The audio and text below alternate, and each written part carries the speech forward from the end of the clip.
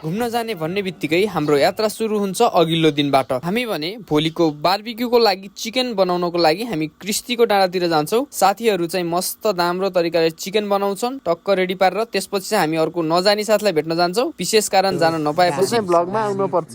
अनि हामी सुरु गर्छौँ बिहानै अर्को दिनको यात्रा। तपाईहरु देख्न सक्नुहुन्छ सबैजना बसमा बसिसकेर रेडी भइसकेपछि हामी लाग्छौँ बुजुङतिर। हाम्रो यात्रा अझै रमणीय बनाउन हामी ठाउँ ठाउँमा रमाइलो हेर्दै अगाडि बढ्यौँ। बाटोमा त अझ एक ठाउँमा जहाँ बाटै बन्द रहेछ त्यसलाई पनि हामी सबै मिलेर साइड लगायौँ। त्यसपछि भित्र गीत गाउँदै रमाइलो गर्दै नाच्दै हामी अगाडि बढ्न थाल्यौँ। त्यही समयमा हामी थोरै अघि माथि गइसकेपछि हामी छतमा बस्छौँ भनेर बसेका थियौँ। धुलोको कारणले हामीलाई एकदम ग्रसित बनायो। त्यसपछि त्यो पछिको केही समयमा हामी पुग्यौँ बुजुङ गाउँ।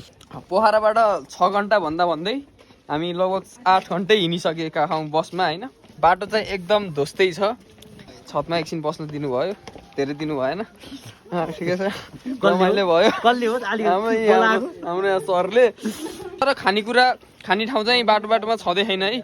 त्यो एउटा प्रब्लम छ, त्यहीँबाट घरबाट हाल्नुपर्छ। केही समय हिँडिसकेपछि हामी तल आफ्नो बस्ने होटलतिर आउँछौँ। सबैजना एकदम भोकाएर छिटो चाहिँ हामी खाना रेडी हुन्छ। हामी खाना खान्छौँ सुरुमा। त्यसपछि हाम्रो सुरु हुन्छ डान्स। सौरभ यता हेर न।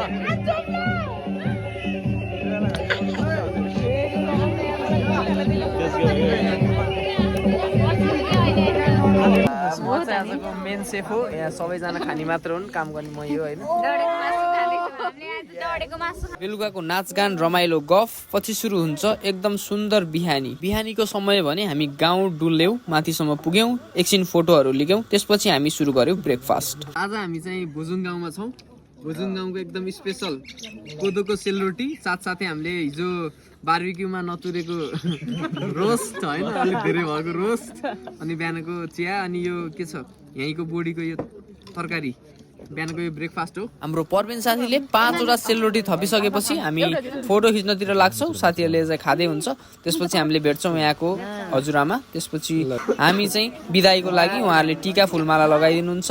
त्यसपछि मैले हाम्रो कम्पनीको स्टिकर टाल्छु। त्यसपछि हामी निस्किन्छौँ घरतिर। धन्यवाद।